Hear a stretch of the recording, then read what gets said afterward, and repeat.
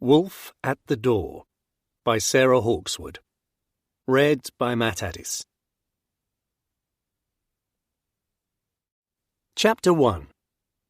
All Hallows Eve, 1144.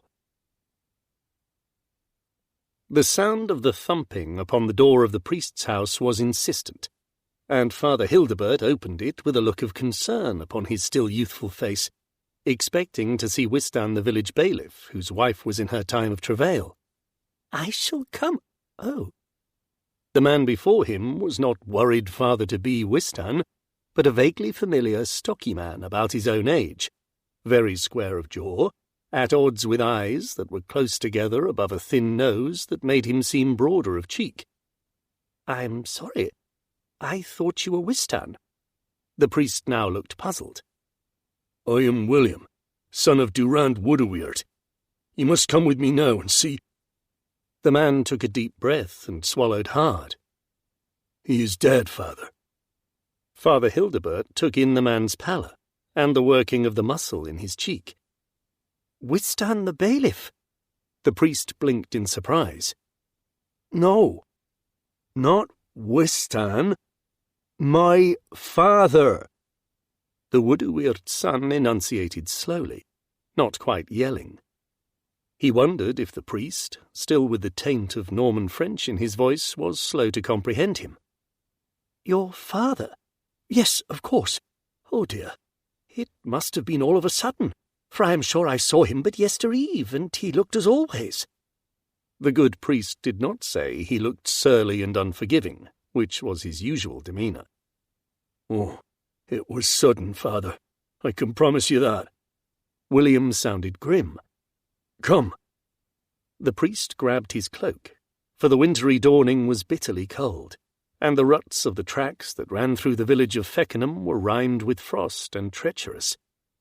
The church and priest's house lay upon the strata that ran north off the King's Highway, which was an old road that showed in its straightness and occasional stony surface its use at least as far back as the Romans. It was the main route from Wych to Ulster and Stratford, a salt road, but at this season less frequented.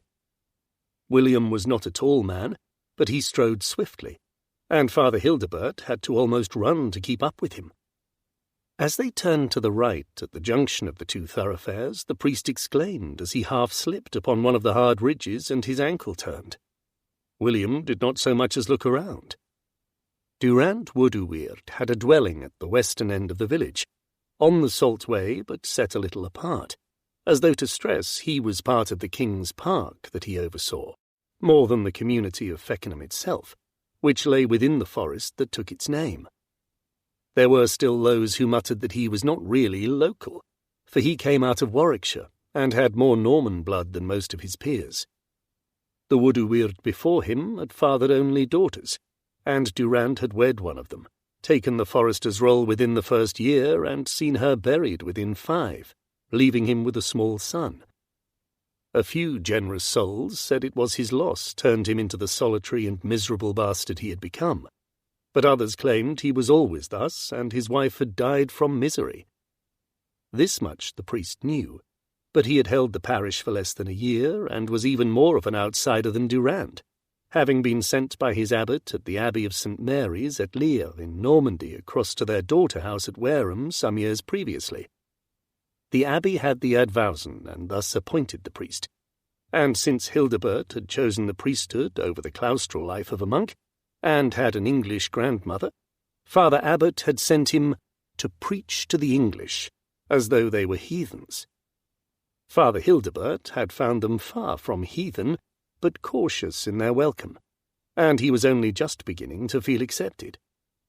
With his breath almost freezing before his face, and the cold tightening his chest, the priest drew up, gasping, before the door of Durand's home. He nearly bumped into William, who did turn at last. "I hope as you have a strong stomach, father." "A strong—" "Oh, dear."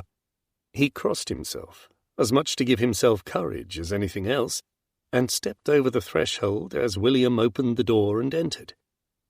It took some time for Father Hildebert's eyes to adjust to the gloom of the chamber, and he wished that the sight had remained indiscernible.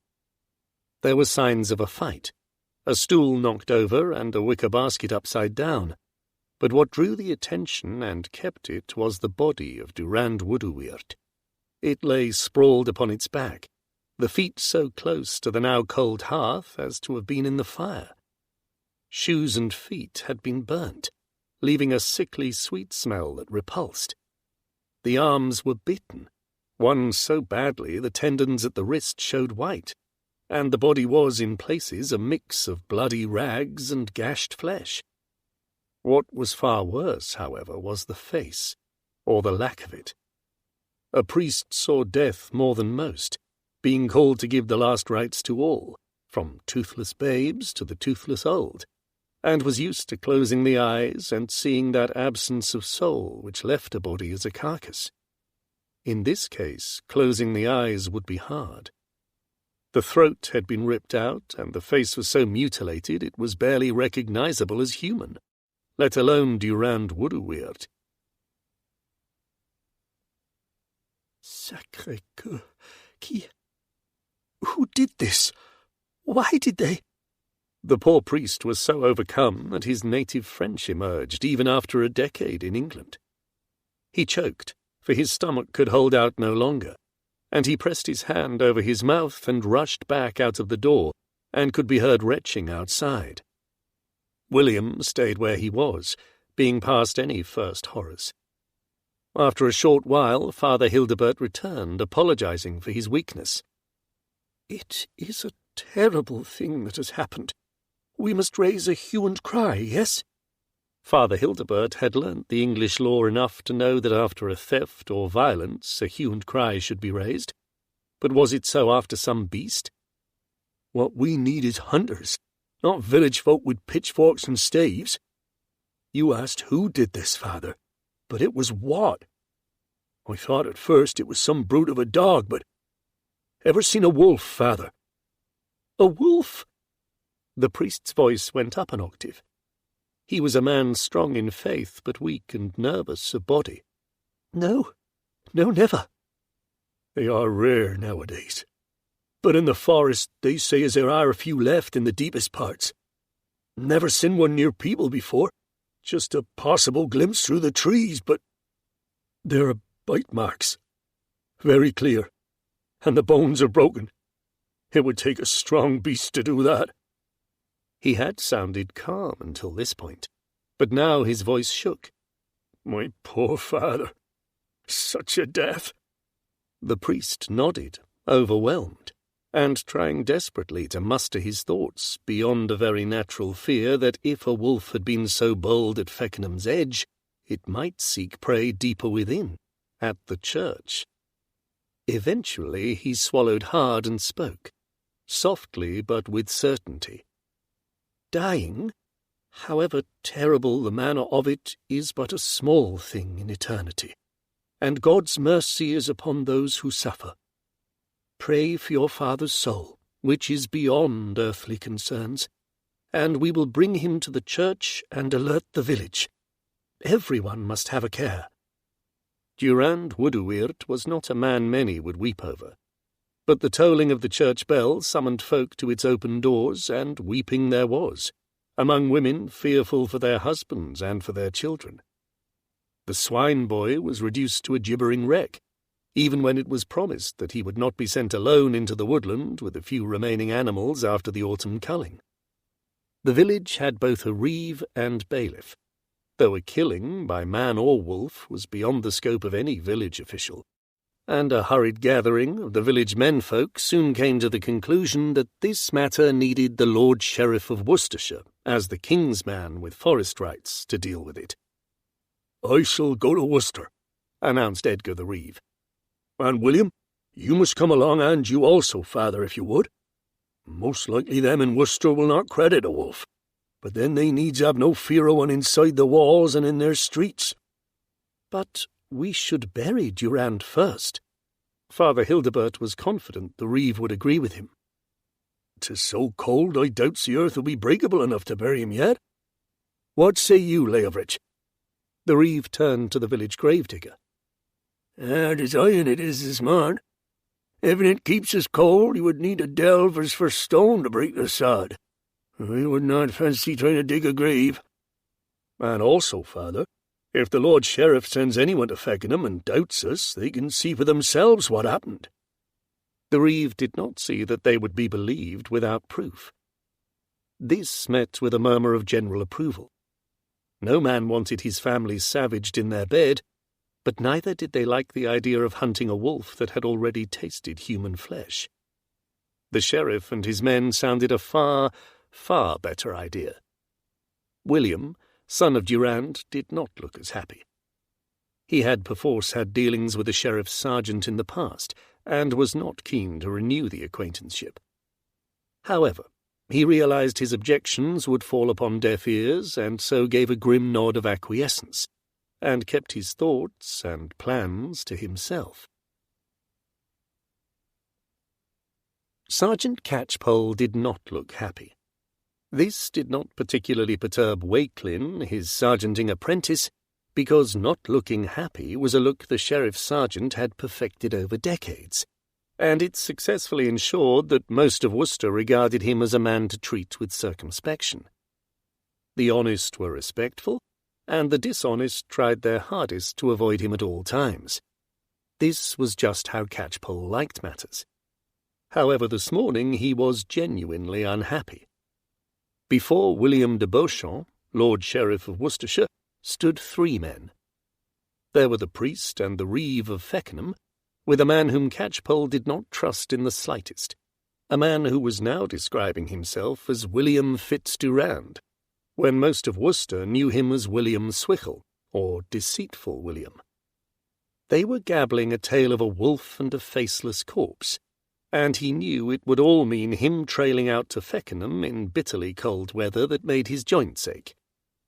This did not please him overmuch, but it was not the cause of his growling discontent. Catchpoll felt he was hearing a tale to scare children that had somehow been given a physical form. Nobody in Feckenham would be set at ease with anything less than a wolf's pelt on display, and Catchpoll really doubted there were wolves in Feckenham Forest that would ever get within howling distance of human habitation. My Lord Sheriff, the reeve was in full flow now. We ourselves cannot hunt a wolf pack. We are but village folk, and with but an ass and a pony among us all. Catchpoll shut his eyes. Now the wolf had become a pack of wolves. It will take mounted men and hounds to save us from this peril. You must— what? William de Beauchamp enunciated the 2 words slowly, with heavy menace. His temper was not difficult to rouse, and being told what he must do by some village nobody was guaranteed to inflame it. Those in the chamber who knew him now awaited his wrath. I must I? I do not have to do anything upon your command, wormling. I answer to the Lord King. He paused for a moment, and added grudgingly, and God. The reeve shook, visibly. You bring me this report of a violent death, and I will send Sergeant Catchpoll here. He gave a nod in Catchpoll's direction. And his under-sergeant to see for themselves what you have related, and they will come back to me. I'm not going to spend fruitless days charging about Feckenham Forest hunting a possible wolf, which sounds unlikely. Catchpoll, how many wolves have you heard of in Feckenham Forest in your lifetime? He did not look at the sergeant, and thus did not see Catchpoll's fleeting but obvious expression of surprise, which had nothing to do with wolves, and all to do with hearing he had an under-sergeant. There was a slight pause, which might have been interpreted as Catchpoll ruminating upon fanged predators. Cannot say as I have heard of many, my lord, and such a thing would be known all over the shire if seen upon the roads, or prowling round newly cleared estates and villages. There were wolves enough in the forests in the days afore the sainted confessor, and I doubts they all dropped dead at the news of the death of King Harold, but they was rarely close to Worcester by the time of my old father. He spoke of one, just one, mind, that had taken swine in the forest for a season right near to Himbledon, and then been found dead, starved and mostly toothless. For the most part, the odd report has come from further north in the Lickey Hills, and the Wuduweard who lives in Tutnell has brought in 2 wolf pelts in my time, when a few of the king's deer was lost to attack in the northern part of the king's forest. The pelts were owed to the Lord King, and he was granted a bounty for them. That is not so many wolves over many years and acres of forest. There will be some out there, I doubt not. But wolves keep away from folk, and in only the wildest places. 'Tis not for nothing that a man declared outlaw is called Wolfer's Head, Wolf's Head, for he is cast out of folk life like the wolf. But outlaw and wolf avoid people to survive. What wolf would enter a village? I also never heard of a beast within 4 walls. 'Tis not natural. It does not fit. However true the sergeant's words, my lord sheriff, my father lies in the church, torn by teeth no hound possesses, his bones crushed by strong jaws. William Fitz-Durand combined a pleading tone with the determination of a dutiful and bereaved son. I would have justice for him, as I would against a murderer, though his killer walks upon 4 feet, not 2. And if the killing of kine and swine was reason enough to hunt a wolf, none can deny it is right to hunt one who has killed a man. You would have justice? Well, that is not something I thought to hear from you, William. Catchpoll paused for a moment. Fitz-Durand?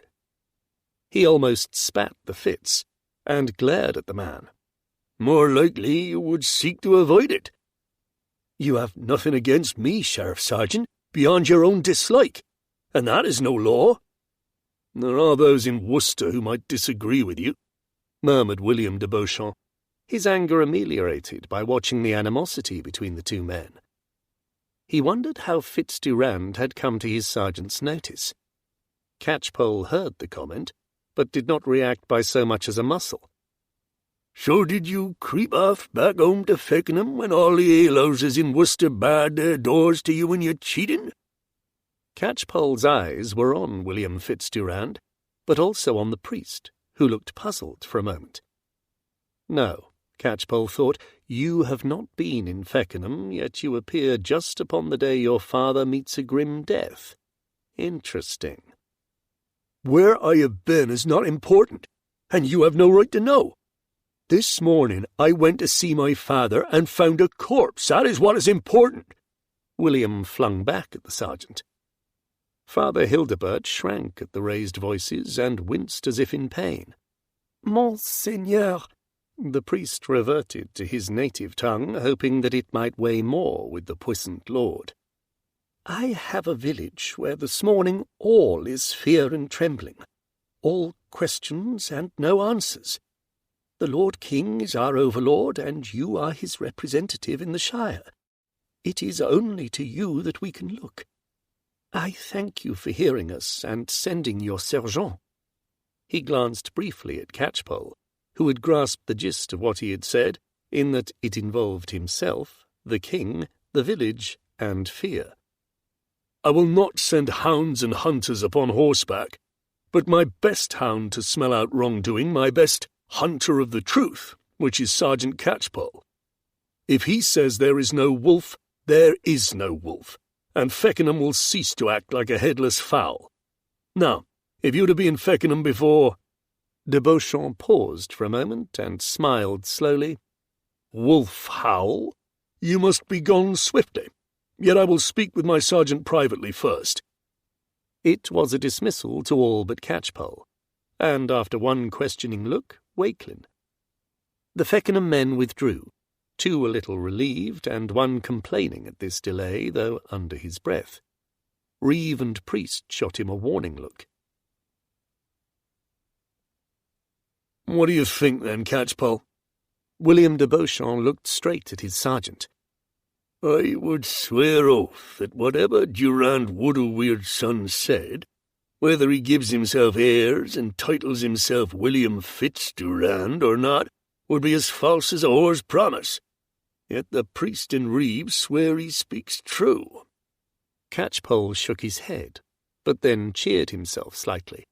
Of course, the good father is not at his parish more than a year, and is foreign, so he might not know the difference between a wolf and a chicken. Oh, I am sure he would not— Wakelin shut up, realizing that the sergeant was not being literal.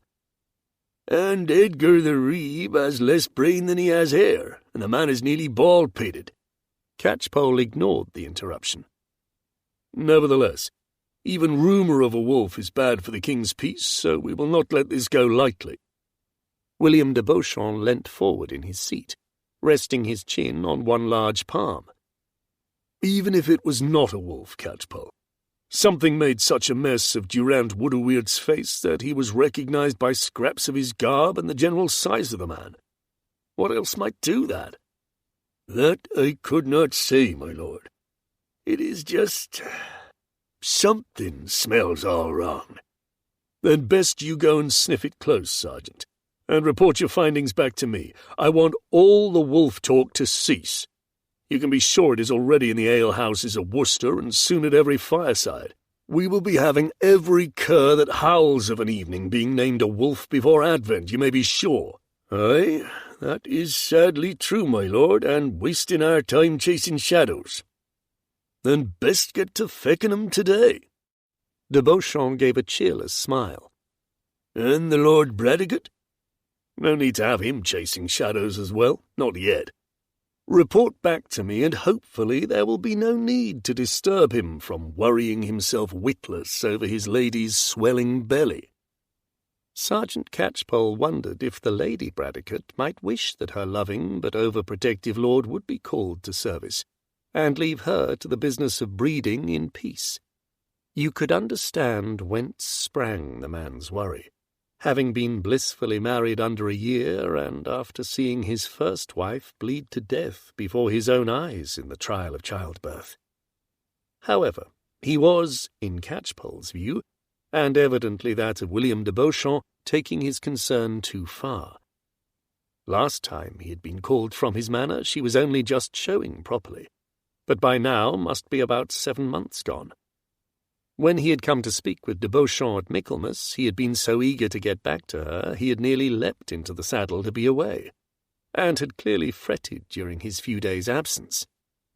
Catchpoll had offered up prayers that the lady would be safely delivered come her time, and the Lord Bradecote returned to his usual manner. I will take young Wakelin, my lord, and yes, with good fortune, none of us needs beset chasing after invisible wolves. William de Beauchamp gave a nod of agreement and dismissal, and as they left, Catchpoll and Wakelin heard him call for more wood for the brazier. Catchpoll growled.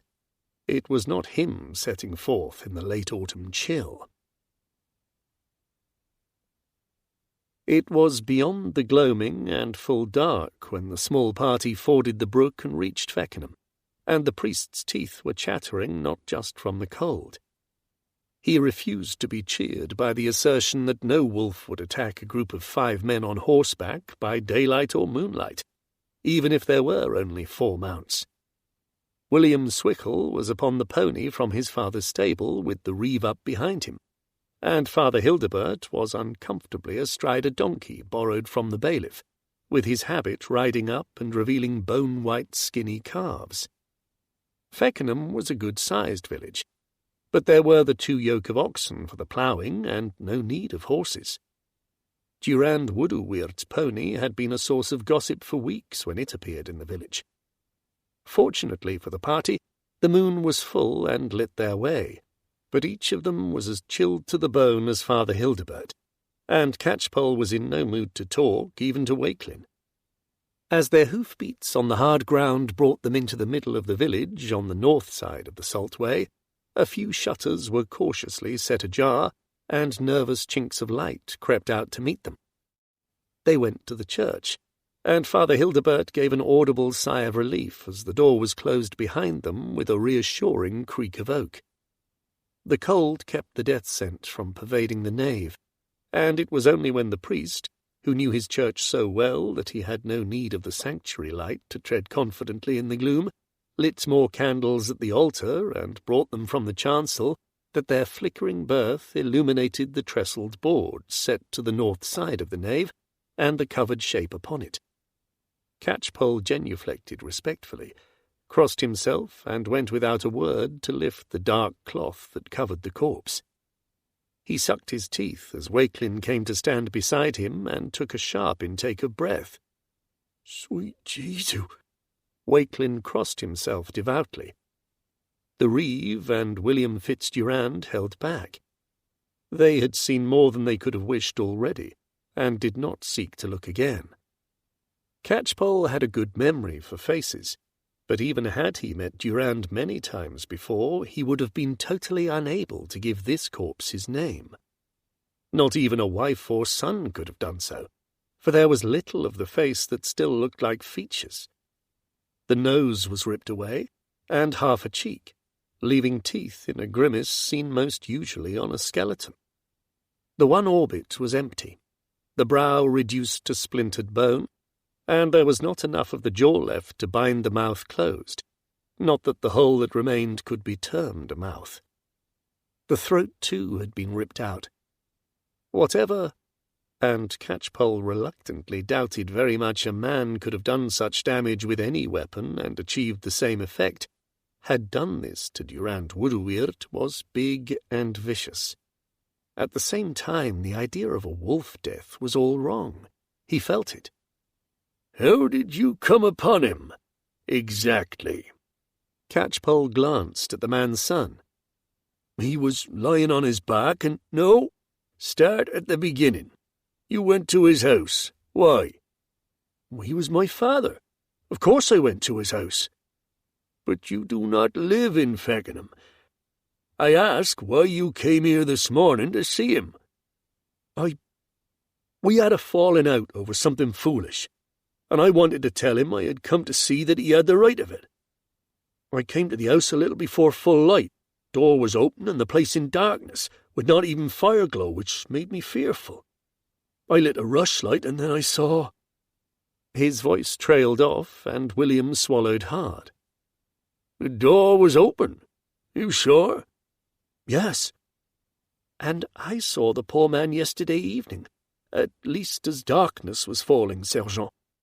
The priest spoke, rising from his knees before the altar, whence he had returned to avoid looking at the body and had taken strength from silent prayer.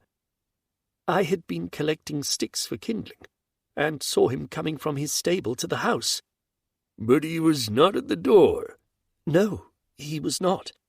But he must have been inside for some time, because we saw the fire had been lit, and was burnt out this morning. What concerns me is how a man, in the bone-bite cold of All Hallows Eve, mind you, enters his house and does not set the latch to keep out cold and stranger both when he has done so. Catchpoll pulled a thinking face. Perhaps he did, suggested the bailiff. And that would mean this wolf could open doors. Now that is truly a thing to scare us all in our beds, that is. Catchpoll was scathing. Then he must have forgotten to close it properly, or heard a noise outside and gone to the door and opened it and...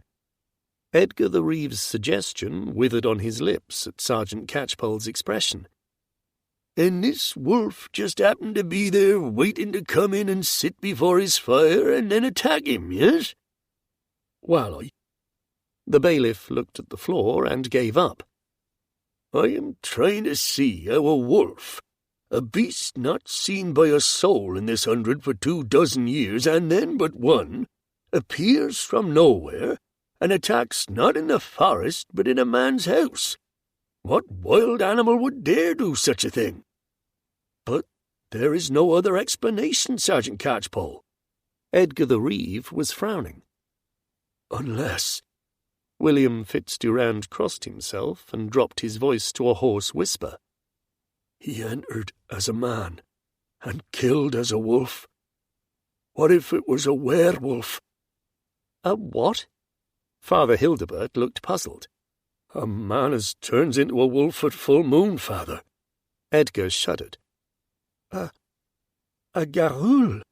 No, surely. The priest looked to Catchpoll, clearly hoping for reassurance. Catchpoll was trying to work out how he was going to get the inhabitants of Feckenham to see this as a crime, because it was, he just knew it, however much he could not prove it right now. What you see was not the act of a man. William Durand shook his head, but sounded slightly relieved, as though a monster was better than a murderer. No, it was not. Catchpoll spoke slowly, reluctantly, drawing back the cloth from the rest of the body. He noted the burning to the feet and the wounds upon the torso and both arms. If this was a wolf's work in hunger, then why was there no sign of the body being eaten? Not the killing bit, but we need to see the house. Well, there is no wolf there now, I can promise you. William sounded annoyed. Why was the sheriff's sergeant trying so hard not to see the obvious? I did not suggest there would be. Just show us the house. Catchpoll drew the cloth over the corpse so that it looked no different to any other awaiting full shrouding, and requested a lantern from Father Hildebert. The priest hurried to bring one, and suggested that he remain and pray for them, which was not as cheering as he intended. But Catchpoll wanted all three present. He had questions. Chapter 2. The Wuduweard's door had been shut once the corpse had been carried out. It opened now with a preternaturally loud creaking, and Edgar the Reeve made a small whimpering noise. Catchpoll stepped within. The lantern, the little flame of which had been jealously guarded by Catchpoll's left hand, did not do much more than enable him to see the hearth in the middle of the chamber and the upturned stool.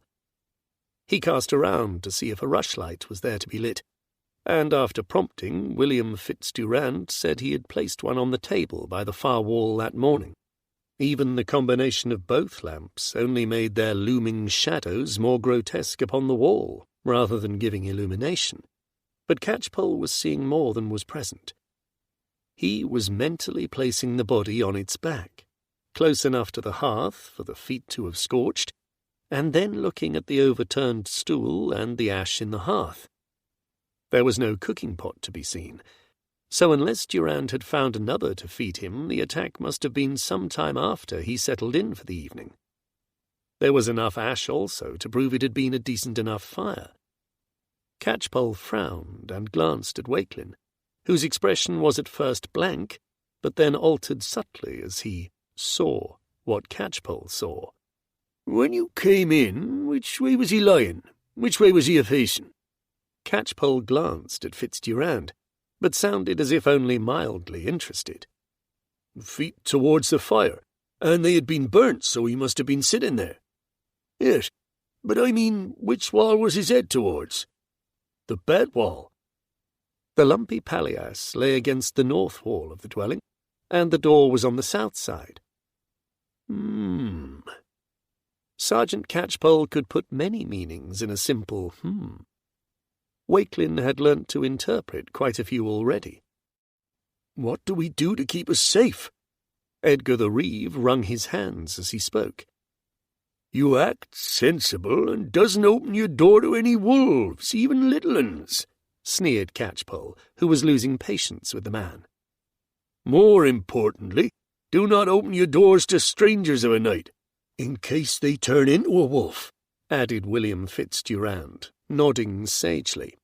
No, in case they are murderous bastards with— He paused for a moment. A very big dog with very big teeth. How likely is that, though? The Wuduweard's son snorted derisively. Far more likely than either a wolf or a werewolf, which is a thing of tales to frighten the foolish about the hearth of a long evening. Thus Catchpoll dismissed the supernatural, though he was not sure the Reeve would remain convinced once he was alone. Wakelin, resolutely rejecting the image in his head of a hairy and sharp-fanged man, focused on the immediate. What is it that we do now, Sergeant? Us? We goes to Master Reeve's house and gets ourselves warm.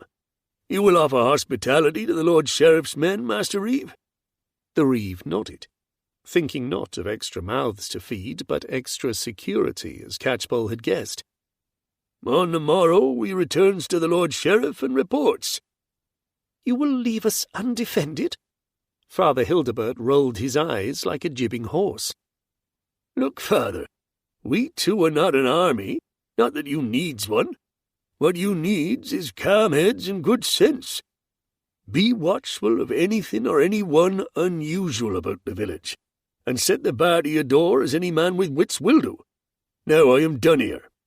As if to prove this, the sergeant blew out the lamp, leaving just Father Hildebert's pottery lantern to light them to the door.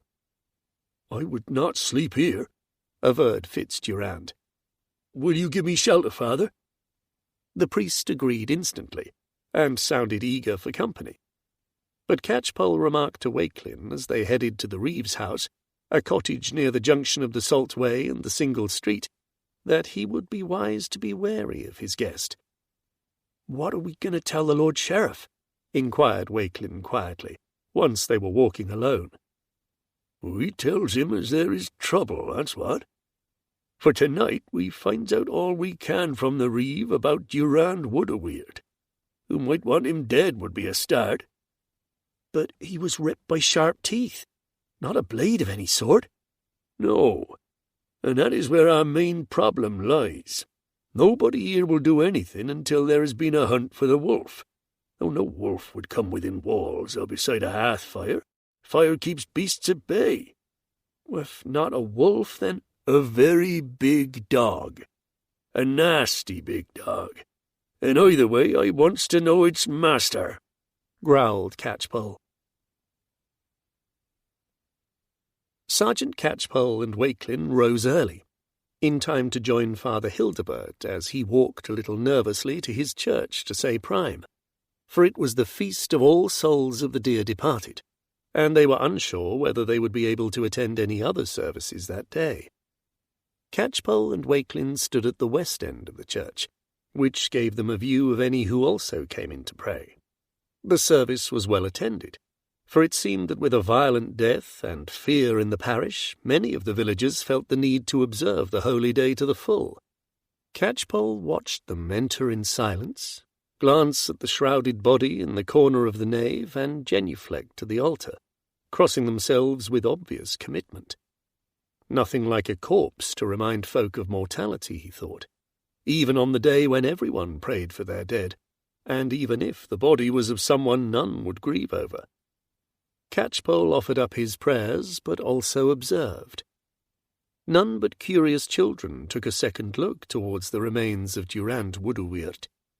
He thought it interesting that this included William Swichel. Would a son's eyes not be drawn to his shrouded father, especially on such a day? At the conclusion of the service, the congregation filed out in silence, solemn-faced. Catchpoll and Wakelin thanked the Reeve for his hospitality, and collected their mounts from the stable where the plough-oxen were stalled. They led their horses, taking stock of Feckenham in the daylight, though the gloomy morn gave little better than dawn-light. It was a village that benefited from being a place that kings visited, however rarely. The royal hunting lodge, set a little back from the centre of the village, was imposing in scale, and was surrounded by a moat ditch, but had the look of a place that rarely saw more than its custodian in residence. The gate was firmly shut, but the wooden bridge across the moat was not one that could be drawn up. This was a place for kings to play and be private, but not one to be defended. King Stephen had not come to hunt since he had visited Worcester in 1138, before the Empress Maud had set foot in England, and he was hardly likely to do so now. "Have you ever seen the Lord King?" Wakelin asked. "Not to speak with," Catchpoll grinned. "Kings is like us, but better fed, better dressed, and treats everyone below the level of the Lord Sheriff as rushes strewn beneath their well-shod feet. I caught a sight of King Stephen when he came last, but I did see the old king properly, twice, and heard him too. Strong voice he had, King Henry, and a look to him that was not just power, but command, the way you see it in the Lord Sheriff. Did not see that in King Stephen. And how could this hall look after a king if there is nobody much here? Wake your wits, lad. If a messenger was to come saying the Lord King was arriving, every able-bodied soul in Feckenham would be bustling about like ants in a nest before he could spit. Now, that lane heads westward to the mill, as I recall, down by the same brook as we forded on the Salt Way. I went there once when I was like you, and we was called to take in the miller, who had hit his wife with a shackle and cracked her skull like an egg. My sergeant sent me to look at where it happened, just in case he lacked oath-swearers, because he was unpopular. And was he guilty? Oh, yes. There was nothing more Catchpoll had to say on the past, and they completed a slow walk through the village, observed as Catchpoll knew, but without encountering anybody outside their door. After passing the empty house of the Wuduweard, sergeant and sergeanting apprentice, or under-sergeant, mounted and headed back to Worcester to give William de Beauchamp the bad news. William de Beauchamp grimaced. I know, my lord. If it was not for the state of the body, we could treat this like a good ordinary murder. Catchpoll made violent death seem day to day, which was not quite true. But as it is, Feckenham is a huddle of frightened sheep, convinced the wolf is about to tear them to shreds, or worse, a werewolf, man-turned-wolf. So it was a wolf, but could not be a wolf. And it was murder, although a beast did the killing. I could not explain that to the justices in eyre, because I do not understand it myself, Catchpoll. Nor me neither, my lord. But it is so, I would swear my oath upon it. Why? A whole list of things, my lord. Catchpoll held up one hand and began to tick off his life-roughened fingers. Firstly, there is no such thing as a werewolf, and no wolf opened the door to get to the victim. Second, the body was found by the hearth, and the ash showed that there had been a decent fire there. No wild animal draws close to a fire. Third, the body was discovered flat on its back, which I grant you might find if a beast attacked, but it was facing towards the door, and the feet ended up so close to the fire that they were burnt.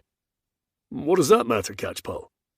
Well, my lord, if Durand was attacked right there, the beast would have had to leap the fire to throw him onto his back, and the feet were burnt. I grant that if he had been knocked off his stool and been sitting close, they might have shot forwards, but it looked very odd. Besides which, the stool was knocked over, but much further towards the west wall, a very long way from the body. To my mind, it looked as if it was put there to show a struggle that never was. The whole chamber seemed wrong. So you are saying the body was placed there? De Beauchamp's expression became ruminative. That fits. 'Tis the only way it fits, my lord.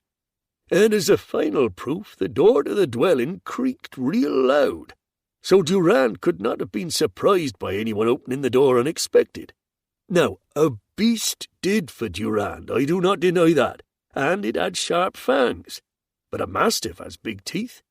It might just have been a very large dog trained to bring down game. Certainly it did its work elsewhere. There was little blood among the floor rushes, and nobody thought of how much blood might be there. Not with what happened to the face, and... Catchpoll paused for a moment, and then murmured, mostly to himself, Why would a wolf bite the face of a man? All bone and no meat to it. He sighed, and resumed more loudly, It follows that someone, some man or men, put the body where we found it. Nobody would do that if they found a man dead by an accident, so this is a murder-killing. Which leaves us to work out not just why and by whom, but how we pacify the Feckenham sheep. Lords like hunting. Catchpoll's face was deadpan. Not hunting that gives no meat for the table and excitement to the chase. Hunting of fear is pointless, grumbled de Beauchamp. Not quite so, my lord. Because while you does that chasing about, we tries to find out our why and who. I shall send for my hounds from Elmley and look to parading them about the forest the day after tomorrow, if it is not so foul weather that we will just catch our own deaths in the wet and cold. Is the we just you and Wakelin here, or do you want to go to Bradecote?" "I do not want to go, my lord, but I do want to send Wakelin to fetch my lord Bradecote. An extra head on this, and him being one as ordinary folk naturally obey, would help." "Fair enough. Send for him, and I will gather my hunting party on the morrow to hunt thereafter. But I will not get wet and chilled for all the peasantry of Feckenham." "Very good, my lord." Catchpoll made an obeisance, which Wakelin hastily copied and turned to leave the hall. "By the way, Catchpoll, I take it you are not ordinary." There was a wry tone to de Beauchamp's voice. Catchpoll did not turn back, but made a sound somewhere between a grunt and a guffaw. "I thought not."